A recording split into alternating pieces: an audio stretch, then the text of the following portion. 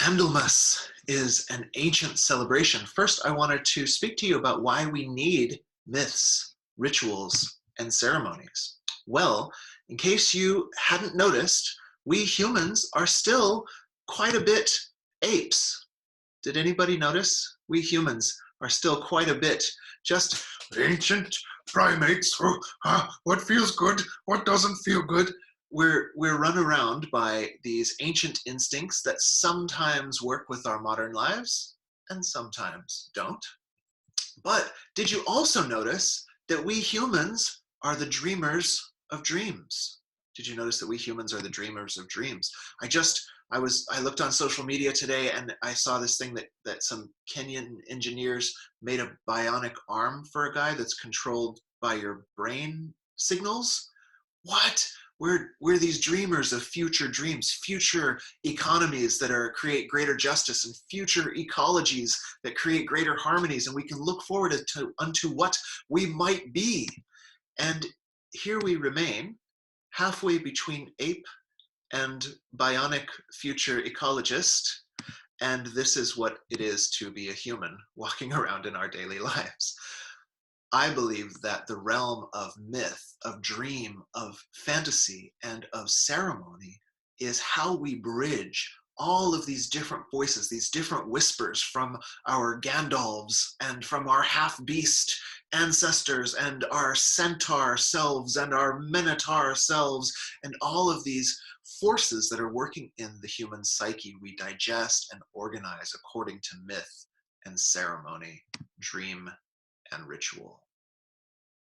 Holy days are a way that we participate in this mythic aspect of our lives, speaking in the language of symbols and states of consciousness to integrate our inner life in ways that mere reasoning cannot hope to do.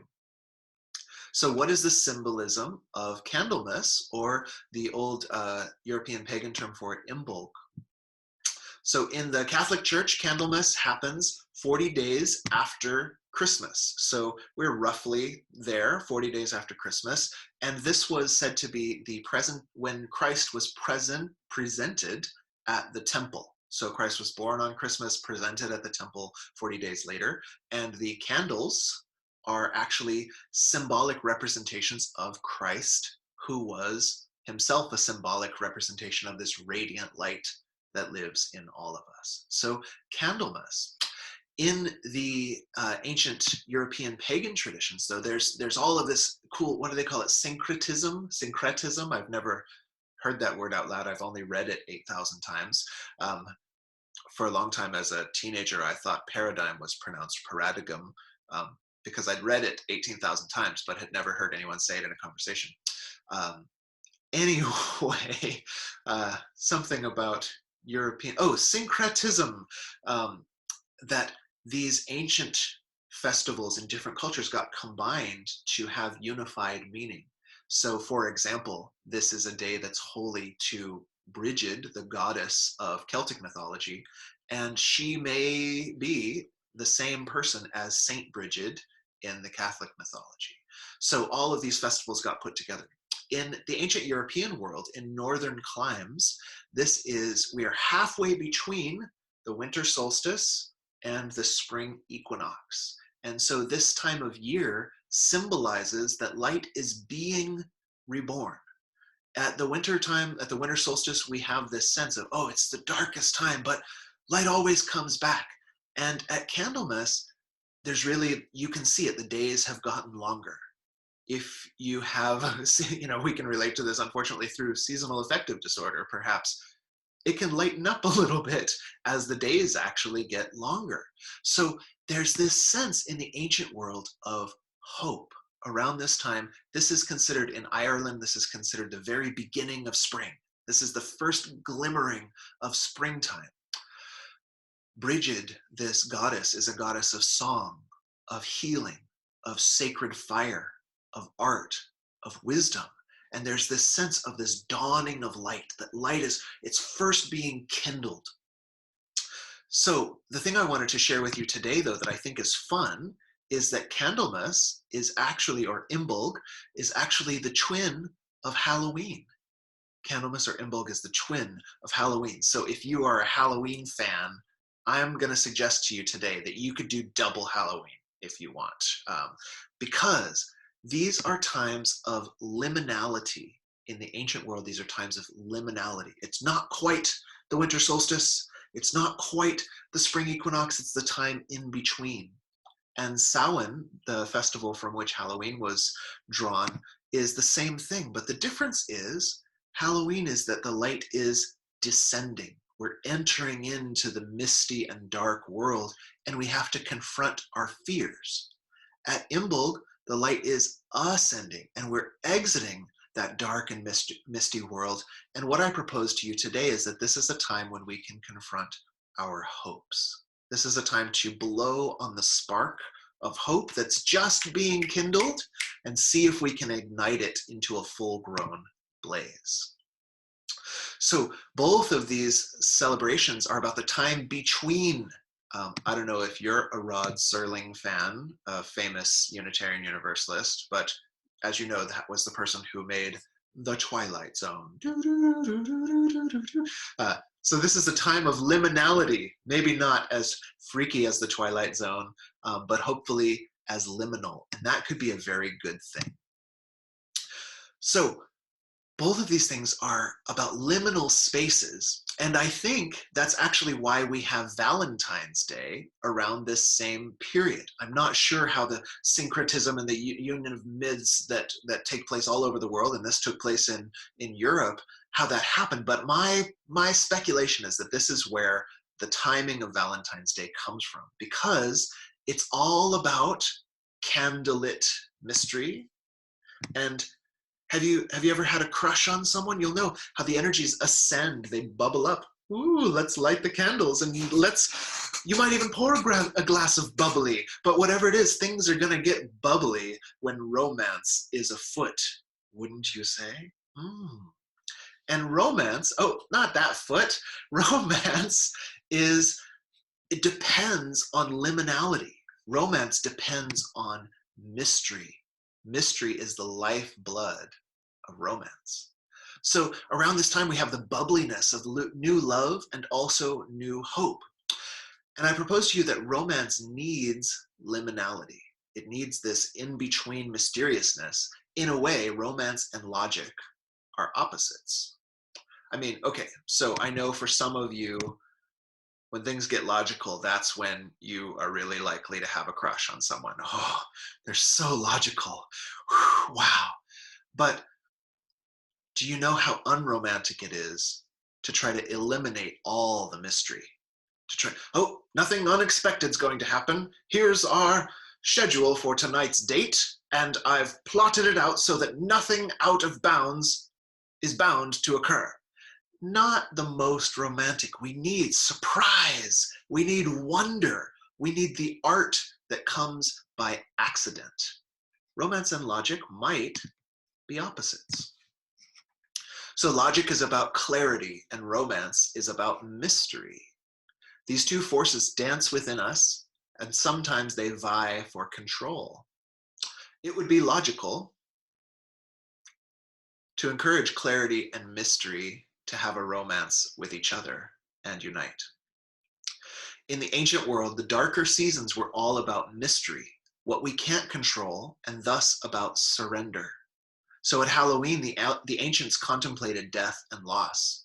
At Yule, the winter solstice, we'd throw a big party to keep our hearts warm as the depths of winter were still to come. But at Imbolg, the days are now growing longer. And even though it's very, very chilly, some of you might have to go a little north to figure that out.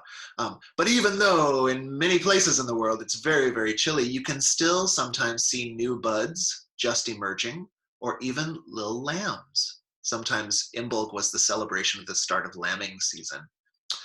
In the ancient world, these were taken as signs of hope. There's that looking for signs and auspices, signs that spring will come again. So we have this myth of the goddess as the old woman gathering her firewood and looking for the signs. Is the day bright and clear? Then winter's going to come stronger, as we've heard. Is the day gloomy? Oh, well, winter's on its way out, then she doesn't need to gather very much firewood. This is a traditional aspect of this Imbolg celebration. And we have our Bible verse that we heard in song at the beginning. To everything, there is a season and a time for every purpose under heaven. So there's a time when we must practice surrender. We must batten down the hatches. I think some of you may have experienced times like that recently. And then there are also times to blow upon the coals of hope, to light the candles of hope. So if we're going to talk about romance, are any of you, let me see if I still have any rapport, are any of you interested in romance? Is that a fun part of your life? Perhaps we'd like to know more. Okay, good. So all February, my hope is that we can learn a little bit about romance, a little bit about union, a little bit about the bubbling and the coming together of, divergent forces. Oh, yeah. So let's learn a little bit about relationships right here in the middle of the sermon. In Taoist cosmology, relationship, they look at the world in the 5 great elements, or the 5 great movements of energy. And they say relationships also go through these 5 phases. Spring is awkward new beginnings, just like those little lambs bobbling around. Then if you get through awkward new beginnings, you can get to this wonderful phase I think everyone likes in relationship, where all the dopamine is flowing and you're becoming addicted to your partner and you hope that they'll, give you a call or something. And we call that the hearts and flowers phase in the summertime. And if you successfully navigate the hearts and flowers phase in the summertime, you come to late summer, the early harvest, and you reach the plateau. Have any of you ever reached a plateau phase in your relationship? Ruh-roh. This is something perhaps old models of relationship did better than us. Like, you'd have to go like, well, we're married, I guess we'll have to work through it. But nowadays we go, oh, the dopamine tap turned off, something must really be wrong. Regardless of what model you have of relationship, when you reach the plateau phase, things level off and it makes it ripe for what they call the chaos phase, or the descent. As we move into late autumn, the energies descend. And you may have experienced this, a few of you have been in long-term relationships. Have you noticed that sometimes, on a semi-regular basis, our long-term relationships go through chaos? They go, oh, I love you, things are normal, things really are quite terrible. But in the ancient world, this I'm telling you from Taoist cosmology, if you can ride through the chaos phase, they say if you do that well, it's actually breaking down your barriers to love. And as some of you have experienced, with the help of a good counselor, or by grace, or by luck, or by superhuman transegoic insights, peak experiences, you can emerge from the chaos phase into awkward new beginnings. Hearts and flowers come again, and guess what? A plateau is likely in your future. I see the signs and auspices. Even chaos is likely to come again in your future. Oh, and in your cards, yes, you'll ride through the chaos, and then things will be awkward for a time. And oh, what's this? But hearts and flowers will bloom anew, because the cycles continue in our lives. Okay, the thing to know is we can get fixated or develop preferences around one or more of these phases. I think everybody likes the hearts and flowers phase. I think everybody likes the hearts and flowers phase. But some of us hate the awkward new beginnings phase. And the problem is, if you never go through that, you don't get to the hearts and flowers. I spend a time, some of you know about attachment theory. There's like there's secure attached folk, and then there's avoidant attached, and then there's anxious attached, and this whole thing. Well, I tend toward the avoidant. That's just how I ended up. And there was a time when I really was comfortable with the death and rebirth phase of relationships. That felt great. But I wasn't very comfortable with those plateaus. Things feel normal. I'm very uncomfortable with things feeling settled and normal. So we may develop a fixation or a preference in one of these phases of the relationship. Some of us hate awkward new beginnings. Others despise follow through. You get a little wiggle room for constitutional types and preferences. We're allowed to have some preferences, of course, but we must be clear that life will bring us all of these flavors and phases in our relationships, in our businesses, in our communities, in our democracies. We'll be better able to adapt if we're friendly with all of these phases. What does this have to do with Candlemas and Imbolc? Well, we're in the awkward new beginnings, and we're going to probably do a Valentine's Day, even if it's Galentine's Day or Self-Valentine's Day or whatever. It's a time to dream of hearts and flowers, even while in the midst of awkward new beginnings.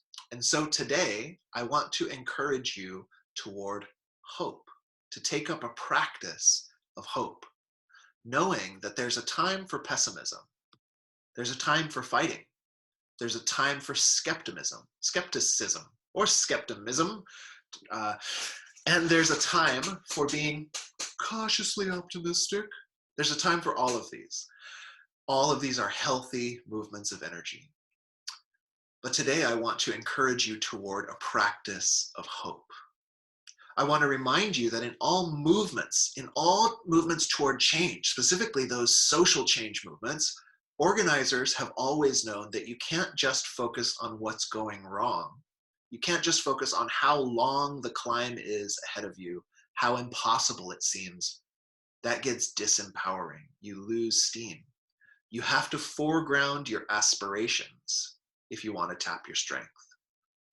UUs are always moving toward the goal of world community with peace and justice for all, toward honoring the interconnected web of which we're a part, toward the right of conscience and the use of democratic processes in our congregations and our world. We're moving toward these, and if we want the power that it takes to keep plugging along and bend the long arc of history toward justice, we have to use ourselves well. And that means highlighting what's going right. We can look at the world as it is and find victories to highlight. That doesn't mean your journey is complete. Gathering the firewood doesn't mean winter is over. But when we foreground our hope and our victories, we can build on that strength to drive us forward. So whatever journey you're on, is it the UU journey toward the right of conscience, the free and responsible search for truth and meaning for everyone, without fail, without obstacles to the free and responsible search for truth and meaning? Or is it some other goal? Whatever journey you're on, this is the time to move forward from the spirit of celebration. Find whatever is going right, even a tiny bit, that tiny coal that you're using to kindle the spark, and use it as a lever to steer your mind out of negativity bias and into greater empowerment. To celebrate Imbolc, festival of the goddess Brigid, later Saint Brigid, celebration of the presentation of the Christ, we shall celebrate romance.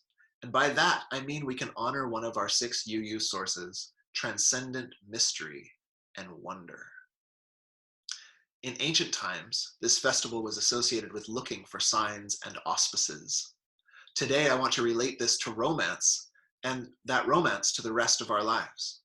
When you're romancing someone, a best practice is to look for the signs and auspices of their interest.